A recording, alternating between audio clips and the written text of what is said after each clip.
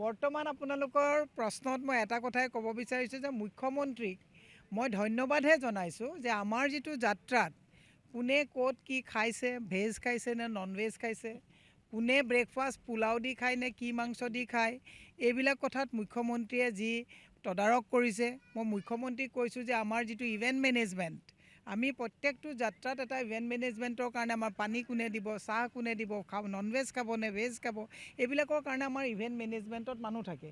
কিন্তু মুখ্যমন্ত্ৰীয়ে যে কংগ্ৰেছৰ এতিয়াও মৰম পাহৰিব পৰা নাই, কাৰণ 25-30 বছৰ কংগ্ৰেছ কৰি গৈছেতো।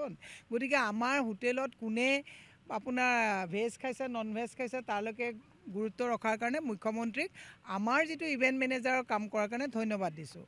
একো কাজিয়া লগা নাই। তেওঁ নিজৰ ঘৰত এই যে বান্দা স্কুলত আমি সম্পত্তি দেখাই অহাৰ পিছত নিজৰ স্বামী আৰু স্ত্ৰীৰ মাজত কি কাজিয়া লাগিছে সেইটোও এটা বুম লৈ পেলাই যাওক।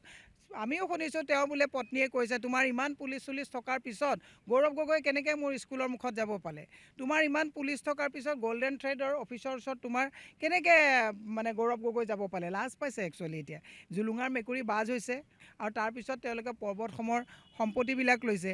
গৌৰৱ গগৈ পাকিস্তানী লিংকৰ কথা কৈ থাকে, আমিতো প্ৰত্যাহ্বান জনাই পেলাই কৈছোঁ যে দিয়া আছে যদি লিংক, এই তাৰিখ কিমান কালি 8 তাৰিখ, এইবিলাক ফ্লপ শ্ব'। 10 ছেপ্টেম্বৰত দিব পাৰিলে নেকি? এই আজিয়ে কৈ দিলোঁ, এইটো প্ৰত্যাহ্বান নহয়, এইটো কোনো কেছেই নহয়, এইটো নায়েই। চাওক, গৌৰৱ গগৈ ডাঙৰীয়া যদি পাকিস্তানী এজেণ্ট হ'লহেঁতেন এই অমিত শ্বাহে চুচুৰাই লৈ গ'লহেঁতেন। অমিত শ্বাহকে তেওঁ একচুৱেলি কি বুজাব বিচাৰিছে? এইবিলাকে মানুহক, অসমৰ মানুহক মানে বুৰ্বক সজাব বিচাৰিছে নেকি? কাইলৈও ফ্লপ শ্ব' হ'ব। 10 ছেপ্টেম্বৰ ফ্লপ হৈছে, অহাকালি ফ্লপ হ'ব। ৰাহুল গান্ধীৰ বডি টেবুলটো ফ্লপ হ'ল নে নহ'ল? চব ফ্লপ শ্ব' হৈ আছে। স্কুল বন্ধ হৈছে, মুঠতে চবেই ফ্লপ শ্ব'। হিমন্ত বিশ্ব শৰ্মা ইয়াতে অস্থিৰ হৈ গৈছে, সেইকাৰণে চব কাম বাদ দি গৌৰৱ গগৈক ভয় কৰে।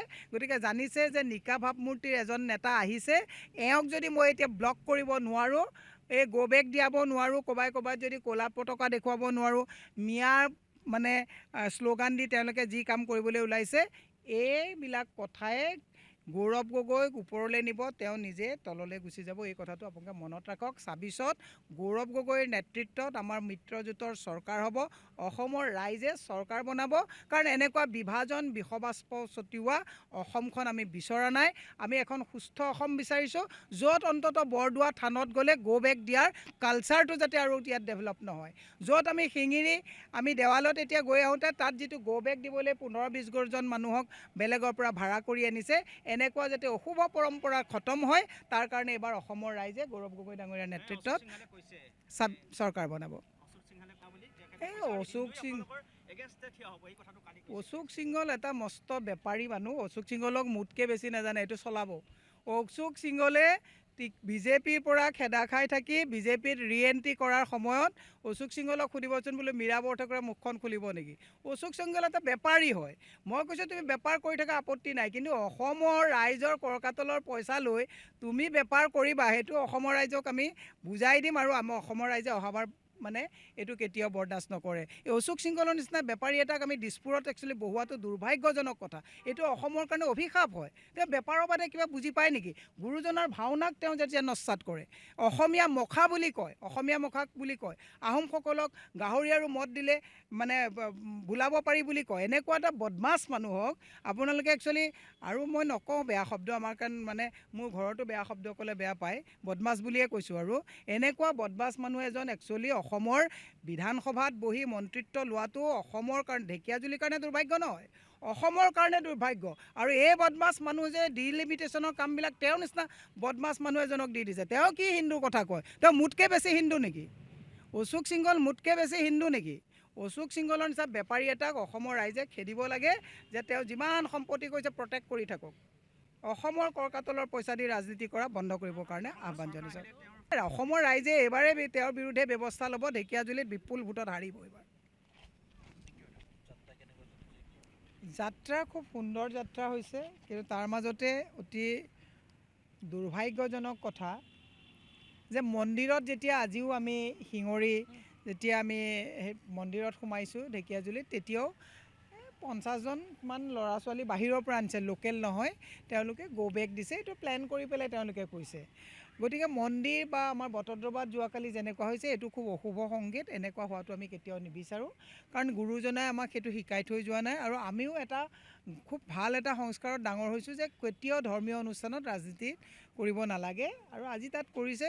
আৰু মন্দিৰ কমিটিয়েও খুব বেয়া পাইছে যে আমাৰ মন্দিৰৰ এই লোকেল পৰিৱেশটো নষ্ট কৰাৰ কাৰণে মন্দিৰ কমিটিয়েও তেওঁলোকক বেয়া পাইছে। যাত্ৰা আমাৰ খুব ভাল হৈছে, গতিকে আমি আশাবাদী যে ২৬ত যি হ'ব ভাল হ'ব, অসমৰ ভাল হ'ব। মুখ্যমন্ত্ৰী মই অলপ আগতে যিটো আপোনালোকক মই এইটো উত্তৰ দিছোঁ যে মুখ্যমন্ত্ৰীয়ে কৈ আছে যে যাত্ৰাত ভূপেন বৰা ডাঙৰীয়া CLP মহোদয় বহুত বেয়াকৈ অশ্লীল কিবা কথা কৈছে। এইটো দুৰ্ভাগ্যজনক কথা, এনেকুৱা কোনো কথা কোৱা নাই। ভূপেন বৰা ডাঙৰীয়াই কৈ আছিলে যে মানে আপোনালোকে এই কথাখিনি কৈ দলত আমি যেতিয়া কেতিয়াবা ঘৰত আপোনালোকে কয় নে নকয়, কেতিয়াবা কিছুমান ঘৰুৱাভাৱে কথা কোৱা হয়। কৈছে যে মই কৈছোঁ ভাষণটো আপোনাৰ খুব ভাল হৈছে ভূপেন দা। কৈছে ভাষণটোতো ভালেই হয়, কিন্তু আপোনালোকে আমাৰ মহিলা কংগ্ৰেছতে হওক লখিমপুৰ সেইফাললৈ আপোনালোকে পূৰা মানে বাঁহ দিয়ে, এনেকুৱা কথা এটা কৈছে। এইবিলাকতো আমাৰ কেতিয়াবা ঘৰুৱাভাৱে কিছুমান কথা কৈ যায়। মুখ্যমন্ত্ৰীয়ে যে এই কথাটোত এজন মুখ্যমন্ত্ৰীয়ে ইমান অশ্লীল দেখিলে মই ভাবি মানে পোৱা নাই, কাৰণ কোনো অশ্লীল কথা মুখ্যমন্ত্ৰীয়ে জনা ভাল যে ভূপেন বৰা ডাঙৰীয়া CLP মোৰ জ্যেষ্ঠ ভাতৃ সদৃশ, আৰু গৌৰৱ গগৈ ডাঙৰীয়াও মোৰ ভাতৃ সদৃশ। আমাৰ তাত এটা ভাল তেনেকুৱা বন্ধুত্বসুলভ আমাৰ তাত পৰিৱেশ আছে।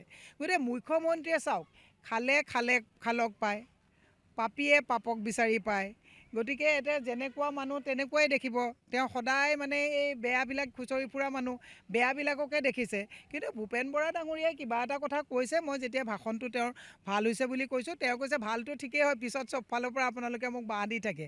পলিটিক্সত চবৰে চাপৰ্ট থাকে, কেতিয়াবা কি হয় কোনোবাই এগেইনষ্ট কৰে বুলি কেতিয়াবা ভাবিব পাৰে। সেইটো একদম তেওঁ খুব ধেমালি সুলভ কথাত কৈছে। কিন্তু মই মুখ্যমন্ত্ৰীক সুধিব বিচাৰিছোঁ যে মুখ্যমন্ত্ৰীয়ে যে ভূপেন বৰা ডাঙৰীয়াই কথা কোৱাৰ কাৰণে মহিলা অশালীন কৰা বুলি সুধিলে, এই যে ভৱেশ কলিতাই যে আজি 2 বছৰৰ আগত কৈছিলে 7 বজাৰ পাছত BJP অফিচত মহিলা আহিব নালাগে বুলি, তেতিয়া মুখ্যমন্ত্ৰীয়ে কথাবিলাক শুনা নাছিলে নেকি? ইন্দ্ৰাণী ট্ৰবেলদাৰ বোলে এগৰাকী মোৰ ভগ্নী, তেওঁ আত্মহত্যা কৰিবলগীয়া হ'লে, তেতিয়া নাৰীক সন্মানৰ কথা তেওঁ গম নাপালে নেকি?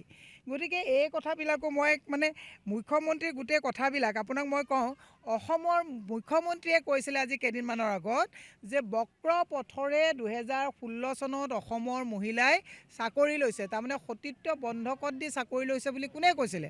মুখ্যমন্ত্ৰীয়ে কৈছিলে। তেতিয়া মহিলা সন্মানৰ কথা তেওঁ গম পোৱা নাছিলে নেকি? মুখ্যমন্ত্ৰীক মই সুধিছোঁ, বিদ্যা সিং ইংলে BJP, তেওঁৰ বহুত বেয়া ভিডিঅ' ভাইৰেল হৈছিলে, তেতিয়াতো তেওঁলোকে কিবা একশ্যন ল'লে নেকি তেওঁৰ ওপৰত? গতিকে মই নাপাই ক'ব। একচুৱেলি মই মুখ্যমন্ত্ৰীক এটা কথা কৈছোঁ যে আপুনি যেনেকৈ পাপীৰ পিঠাত মন, আপুনি প্ৰত্যেকটো কথা বেয়া কিয় দেখি থাকে? ভূপেন বৰা ডাঙৰীয়াই কোনো অসমৰ মহিলাক বা CLP ডাঙৰীয়াই কোনো অসমৰ মহিলাক অসন্মানিত কৰা নাই। একচুৱেলি তেওঁ এই কথাটো এইকাৰণেই লাইমলাইটত লৈ গৈছে যে গৌৰৱ গগৈ ডাঙৰীয়াৰ নেতৃত্বত তেওঁৰ অবৈধ সম্পত্তিবিলাক যেতিয়া এটা এটাকৈ মানুহৰ মাজত দেখাই দিছে। আজি ঢেকীয়াজুলিৰ মহিলা উন্নয়ন সমিতিৰ নামত থকা মাটিখিনি যেতিয়া অশোক সিংহলৰ পত্নী শিল্পী সিংহালে যেতিয়া তলা লগাই দি পেলাই সেইখিনি মাটি আত্মসাৎ কৰিছে, সেই কথাবিলাক যেতিয়া দেখুৱাই দিছোঁ, তেতিয়া সেই নিজৰ 2 নম্বৰী কথাবিলাক ঢাকিবৰ কাৰণে এইবিলাক আবুল তাবুল কৰিছে। মই মুখ্যমন্ত্ৰীক আহ্বান জনাইছোঁ। আৰু মুখ্যমন্ত্ৰী এটা কথা আপোনালোকে চাব দেই, চব বস্তু পলিটিকেল। তেওঁ মানে ইমানেই BJPত চাগে এতিয়া মানে দিন উকলিছে বুলি ভাবিছে নেকি? আমাৰ কংগ্ৰেছৰ কোনে ভেজ খাইছে নন ভেজ খাইছে তাৰমানে মিলিবলৈ গৈছে। নন ভেজ খোৱাকেইটাক ভেজ খোৱাকেইটাক চাগে কৈছে বাবাটো তহঁতে ভেজ খাইছে। মই মুখ্যমন্ত্ৰীক এতিয়া ক'ব বিচাৰিছোঁ, ইমান যদি দুখ লাগিছে, এতিয়া ময়ো যেতিয়া মহিলা আজি 15 গৰাকীমান লগত লৈ সদায় ঘূৰোঁ, আমিও 2 গৰাকী মানে কোনোবাই যদি অতিথি থাকে আমি নন ভেজ দি আমি ভেজ খাওঁ। পইচা আমাৰ তেনেকুৱাতো 2 নম্বৰী পইচা নাই। মুখ্যমন্ত্ৰীয়ে যদি আমাৰ ভেজ খোৱাৰ কাৰণে কিবা দিগদাৰ পাইছে, মোৰ এইটো নম্বৰতে গুগল পে' আছে, ইয়াতে মুখ্যমন্ত্ৰীয়ে পইচা অলপ দি দিলে চবকে মই নন ভেজ খুৱাম। মই মুখ্যমন্ত্ৰীক এইটো আহ্বান জনাইছোঁ, কাৰণ তেওঁতো গোটেই অসমৰ লুণ্ঠন কৰা পইচা সোপা আছে, আমাৰ হাতততো নাই। আমি কেতিয়াবা শুকান ৰুটি লাল চাহ খাই দিনটো কটাই দিওঁ, কাৰণ আমাৰ হাতততো তেনেকুৱা পইচা নাই।